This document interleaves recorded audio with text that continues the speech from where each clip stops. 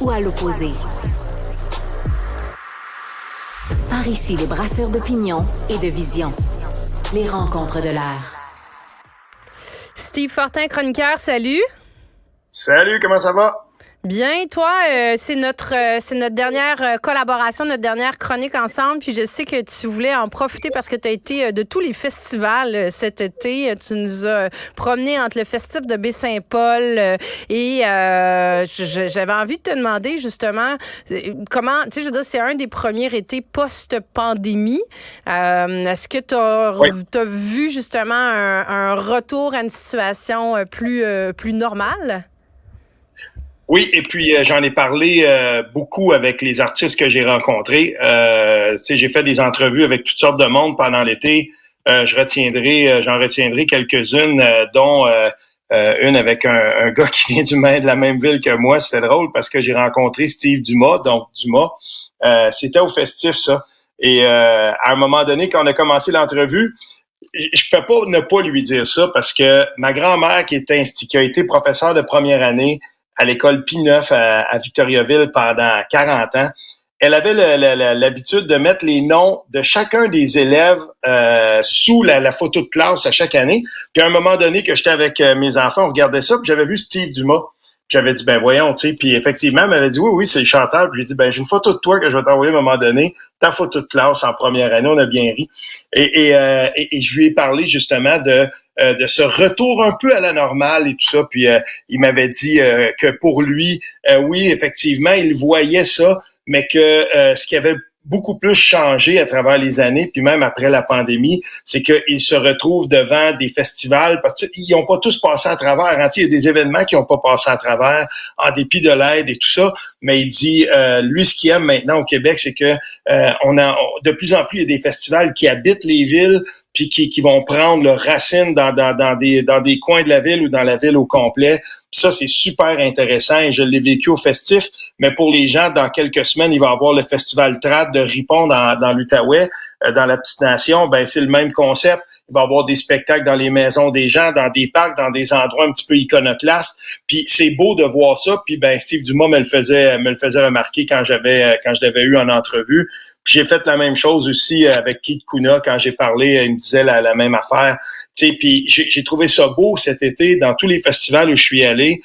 Et j'en ai fait quelques-uns, crois-moi. Je trouvais ça beau de voir que justement, ben, on voit des événements qui sont en santé. Il y avait du monde et en dépit de la température qui était souvent incertaine, on a eu un très bel été de festival au Québec et plusieurs me l'ont fait remarquer. Fait que ça, ben, c'est tant mieux. Puis c'est la vitalité des petits endroits où on va. Parce que là, je parle pas des gros festivals, là. Je parle uniquement des festivals où je suis allé, par exemple, en région, dans des coins reculés. Puis je me rendais compte que finalement, ben tant mieux parce que notre scène culturelle de festival au Québec, elle est vraiment dynamique et ça, ben il faut s'en réjouir. Mais ce sont de très bonnes nouvelles, Steve. Oui. Sur un autre sujet, cher, puis la saison n'est pas finie en plus de ça. Hein, il en reste encore tout l'automne un peu partout à travers le Québec. C'est parti sur les chapeaux de roue, l'élection partielle dans Jean Talon à Québec, à peine déclenché que les hostilités sont ouvertes. Il y a le sens de la formule, Gabriel Nadeau-Dubois, n'est-ce pas? Ça m'a bien fait rire quand il y a... J'avais de la misère à m'imaginer François Legault au Dollarama. Là. L'image me fait un peu rire, mais peut-être qu'il va aussi, là, j'en ai aucune idée. Mais voilà, le festival de la clip est commencé. Tout ça s'est lancé. Maintenant, on sait la date de la partielle. Puis ce qu'on voit là, ce dont on peut se rendre compte, c'est que ça va être âprement disputé, ça. Et s'il y a des gens qui ont dit à Gabriel Nadeau-Dubois qu'il était pas dans la course, ben dites-le pas. En tout cas, dites-lui pas parce que pour lui, ben il va faire campagne comme s'il l'était. Mais en réalité, je veux dire, le profil sociodémographique de ce comté-là, je pense que c'est assez.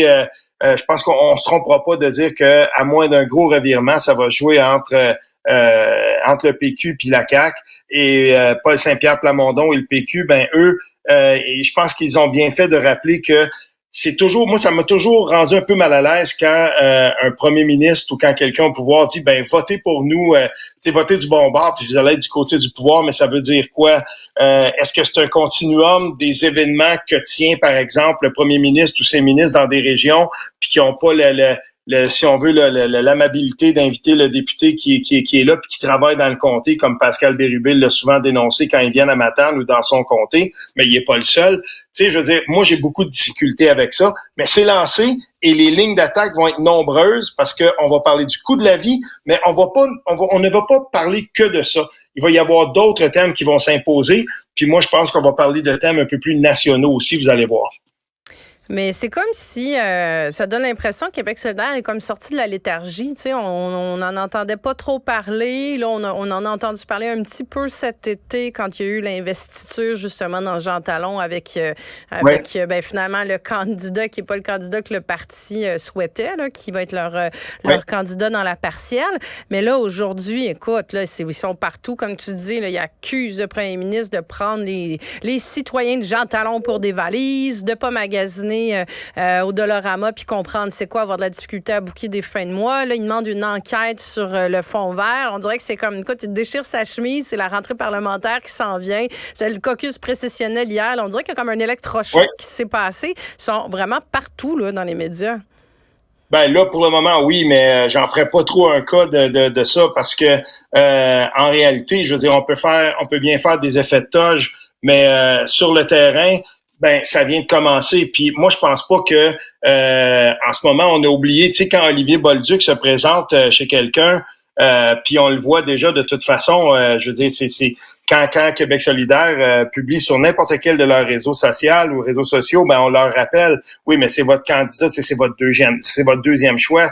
Puis ça, ben ça va suivre le candidat malheureusement tout au long de cette partielle-là, et on ne peut quand même pas oublier le fait que dans les si on veut les hautes sphères du parti, ben c'est pas Olivier Bolduc qu'on voulait, c'était quelqu'un d'autre, mais là c'est lui qui est là. Puis des fois quand je vois par exemple la photo de selfie qu'on a publiée hier, il y avait pas de militants, c'était les députés, puis t'avais à côté donc Olivier Bolduc, puis c'était un beau selfie qu'on voyait de haut.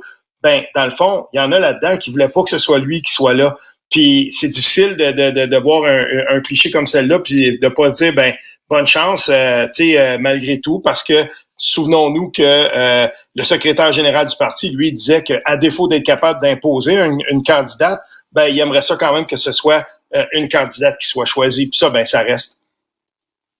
Mais tu sais, ce qui est très particulier aussi, c'est que là, justement, écoute, il y a du pitchage debout là, de part et d'autre. Le PQ aussi s'inscrit pas mal. Ah, d'ailleurs, tu as vu là, qu'on va peut-être enfin avoir le budget de l'an 1 du Québec. Là. Écoute, Paul Saint-Pierre Plamondon, ça fait un bout là, qu'il devait déposer ça, mais là, il réitère. Le contexte est quand même pas mal bon, j'avoue, là, de sortir ça en plein lancement de la campagne de la partielle, puis de dire en plus de ça qu'il va probablement le rendre disponible, ce budget-là, d'ici la fin de l'élection partielle.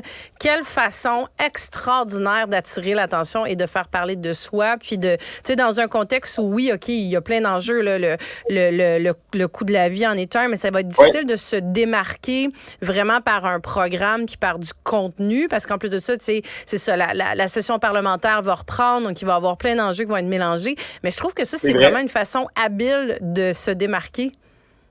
Oui, puis encore plus habile, moi, ce que j'aimerais, ce serait bien qu'on fasse peut-être même des petits... moi, je verrais un document là, dynamique, puis on dit, ben cette idée-là, on l'a emprunté du budget de l'an 1 qui avait été préparé par François Legault quand il était au PQ, ou par Stéphane Gobeil quand il était, qui est un conseiller spécial de François Legault, un ancien péquiste qui avait juré qu'il renierait pas ses convictions, mais qui est finalement parti à la CAQ, c'est correct, ça arrive.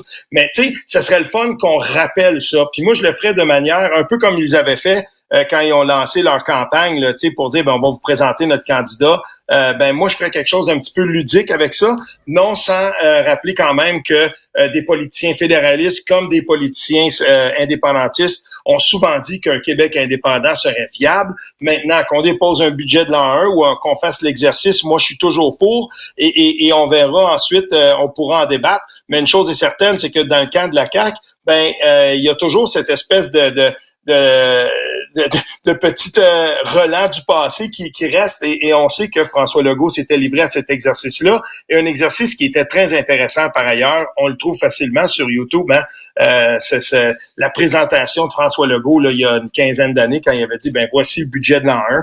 Puis c'est ça, c'est là. Mais oui, tant mieux si on fait parler, parce que ça reste quand même l'élément numéro 1 et l'élément central de la proposition politique du Parti québécois. Steve Fortin, c'était notre dernière chronique ensemble. Tu as été un collaborateur hors pair tout l'été. Merci beaucoup. J'ai eu beaucoup de plaisir à discuter avec toi et à me faire challenger. Un plaisir d'être avec toi. Puis merci beaucoup.